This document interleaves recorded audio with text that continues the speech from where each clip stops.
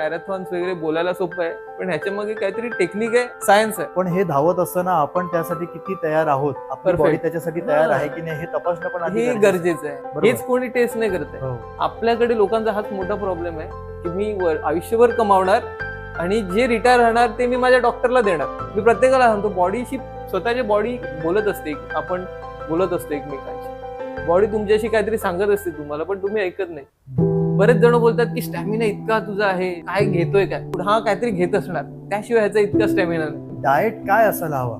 घरात मिळणारं, घरात बनलेलं जे खाता येईल ते खायचं. कोणतं काय प्रोटीन घ्या किंवा कोणतं काय सप्लिमेंट्स घ्या, हे मी कधी आजपर्यंत केलेलं. सकाळचा नाश्ता थोडासा हेवी असावा, बरोबर. दुपारी थोडं लाईट, आणि रात्री तर जितकं कमी खातेल, जितकं तुला सलाडवर राहतंय हो. तितकं राहणं आपल्या गरजेचं आहे. आयुर्वेदामध्ये हेच सांगितलं. तू स्वतः जॉब करतो, हा, तू आयटी फील्ड मध्ये आहेस, Yes. बसून काम करत असतं, खूप स्ट्रेस पण असतो.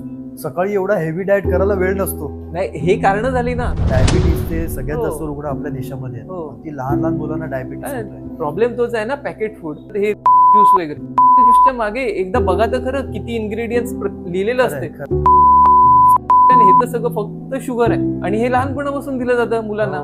हे कोण मागची इन्ग्रेडियंट्स किंवा जे काय कंटेंट त्याच्यामध्ये हे कोण वाचत नाही. शाळेतली मुलं म्हणजे 8वी 9वी 10वीतली मुलं ही नावाचं एक ते बाटली घेत आहेत, बूच उघडतात आणि पूर्ण बस, आणि घेऊन ते किती टाकतात कॅफीन का? आहे, किती माहिती शुगर इंटेक आहे त्याच्यामध्ये. शाळा जोपर्यंत शिकवणार नाही तुमचं डाएट काय असतं, म्हणजे तुम्ही हेल्दी कसं राहणार.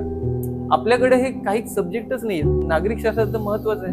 हो. तो ऑप्शनला असतो ना आपल्याकडे. माझ्या एजचे काही मित्र मी गमावले, असे हेल्थ कडे लक्ष नाही, काय नाही. आटाला कमी वयामध्ये अटॅक हे एकदम नॉर्मल झालं, हो, कॉमन झालं. कॉमन झालं. आज म्हणजे आपण 100 करोड पेक्षा जास्त जनता आहे, त्याच्यातले 11 जण फक्त क्रिकेटमध्ये खेळत आहेत, त्या व्यतिरिक्त कोणाला व्हॅल्यू? ग्लॅमर आहे ना क्रिकेटला. हा, मग तेच होतं, ते पण 11 लोक आहेत. दुसऱ्या कोणत्या स्पोर्टला काही व्हॅल्यूच नाहीये. दिवाळी असू दे, 31st असू दे, 31st कुठलाही सण असला, 31st असला की अल्कोहोल ड्रिंक, सगळं दारू आली, बियर आली. सिगरेट. आता बियर वगैरे ह्या पुढच्या गोष्टी आहेत, हॉट ड्रिंक्स बोल किंवा काय, ह्या गोष्टी 10वी नंतर पिणं. म्हणजे मी आता मोठा झालोय, मला आता पिण्याचे मुभ आहे, आणि ते असं पिणं म्हणजे आज म्हणजे इतकं भयंकर गेलंय शाळेपर्यंत हो. की शाळांना बोर्ड लावला होतो की आमची शाळा तंबाखू मुक्त आहे. ते आयडलच आपले चुकलेले आहेत, त्यामुळे त्यानुसार पिढी चालली आहे.